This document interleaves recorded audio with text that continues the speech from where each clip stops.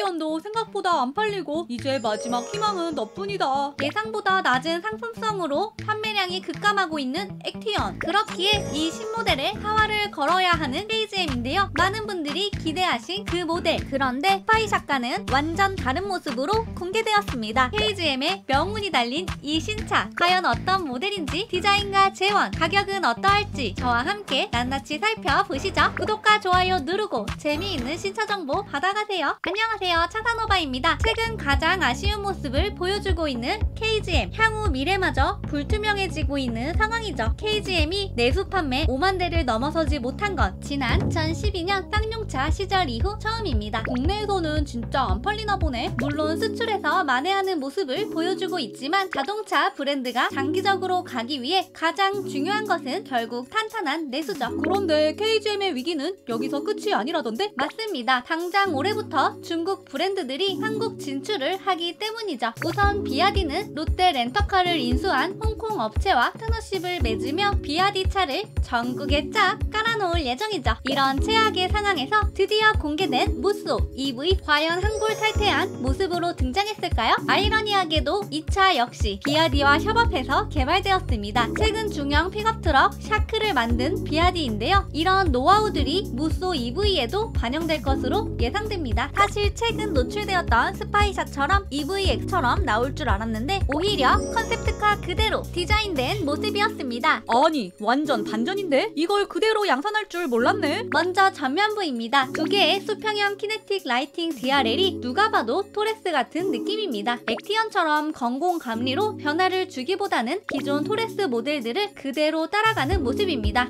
사실 실제 양산 모델을 보기 전에는 이것도 소볼리, 중볼리, 대볼리 나오는 거 아니야? 라는 걱정이 있었는데 오히려 컨셉트카 그대로 나와 차별화를 주고 있습니다. 중간 그릴 부분 역시 컨셉트카 그대로 날카로운 패턴들이 수평으로 쭉 쌓여 있는데요. 톱니 모양의 디자인들이 모서리에 자리 잡아 오프로드의 느낌을 주고 있습니다. 특히 6개의 램프 아래와 주간 주행등을 감싸며 중앙부 블랙 하이그로시와 이어진 부분은 개인적으로 볼드한 느낌이 들어 괜찮았고요. 그리고 하단부 스키드 플레이트 역시 빨간색 윈치로 보이는 부분과 더 완성도 있게 결합하며 하단부를 잘 잡아주고 있습니다. 중앙부 블록이 쭉 이어지고 그 위에는 두터운 캐릭터 라인이 있죠. 그리고 잡고 루프탑으로 올라갈 수 있게끔 핸들바가 설치되어 있습니다. 양산형과 용도에 맞게 양각 패턴으로 위로 디자인되어 실용성을 높여주고 있습니다. 헤드램프 역시 현행 KGM의 트렌드에 따라 하단부 양 끝에 2개의 수직형 LED가 탑재되어 있고 블랙 하이그로시로 둘러싸여 있는데요. 역삼각형의 각도는 EVX보다는 컨셉트카와 더 비슷합니다. 사실 양산 모델이 공개되기 전부터 중앙부 그릴이 컨셉트카보다 심플해질 것이라고 예상했었는데요. 이와 반대로 컨셉카 그대로 거친 분위기의 가니쉬를 주며 차체에 와일드한 느낌을 더해주고 있습니다. 전면부를 보면 확실히 임팩트는 확 있더라고요. 이번에는 측면부를 보실까요? 더블캡이기에 볼륨감 있는 느낌이 있고요. 날카롭게 뻗은 A필러와 꺾인 C필러가 스포티한 디자인을 보여주고 있습니다. 그리고 C필러 뒤에는 잡고 올라갈 수 있는 핸들바가 상당히 크게 탑재되어 있습니다. 하단부 블랙 클래딩은 후면부까지 쭉 이어지며 차량을 보다 스포티하게 만들어주고 있는데요. 핸들 역시 크게 볼륨감을 주며 5 스포크 휠 위에 올려져 있는데요. 그 위에 올려진 다이아 가니쉬는 나름 귀여운 포인트였습니다. 후면부 역시 X자 모양의 리어램프 사이 KGM의 로고가 크게 박혀 마치 북미 픽업 트럭들을 연상시키는 존재감이었는데요. 하단부에는 적재 공간에 대한 접근을 용이하게 하는 리어 사이드 스텝이 부착되어 있는데요. 이 부분은 약간은 투박하게 디자인되어 있어 오프로드적인 컨셉을 더욱 살려주고 있습니다. 함께 스키드 플레이트 역시 톱니 스타일의 디자인으로 하단부를 단단히 지지하고 있죠. 재미있는 것은 적재 공간인데요. 액세서리를 통해 이렇게 공간을 분리해 놓았습니다. 여기에는 양각으로 건공 감리가 디자인되어 있는데 억지로 끼워 넣었다는 느낌은 없었습니다. 적재 공간은 역시 렉스턴 스포츠와 동일하게 500kg이기에 엄청 좁아 보이진 않았습니다. 그리고 사이드의 벨트 라인들은 아마 다양한 액세서리를 탑재할 수 있을 걸로 보이네요. 이건 위에서 본 시점인데요. 아웃도어 시 다양한 용품을 올릴 수 있게 렉이 놓여 있습니다. 무쏘 EV는 2155kg의 공차 중량을 제공합니다. 1940kg인 토레스 EVX에 비해 215kg 증가했죠. 그리고 컬러가 컨셉트카와 동일하게 옐로우였는데 이건 완전 의외였습니다. 사실 다른 컬러가 포인트 컬러로 등장하지 않을까 했는데 이 쨍한 옐로우 컬러도 출시될 계획인 것 같습니다. 차체 크기를 고려하면 지난번 트랙스의 옐로우 컬러처럼 잘 어울리는 것 같기도 하네요. 인테리어는 볼 수 없었는데요. 인테리어에 산타페 오프로드 모델처럼 부분 디테일한 변화만 주어도 확 달라 보일 텐데 이런 건 추후 완전 공개 시 기대를 해보아야 할 것 같습니다.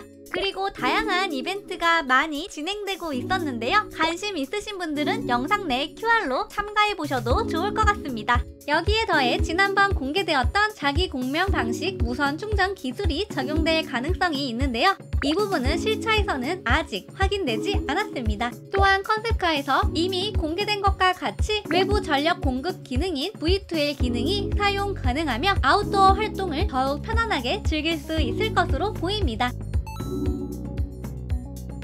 그리고 가장 중요한 것은 역시 가격이죠. 이 경우에는 현재 국내에서 중국산 배터리에는 보조금을 최소화해서 주고 있기 때문에 또 다른 방안의 개선점이나 해결책이 필요할 것으로 보이네요.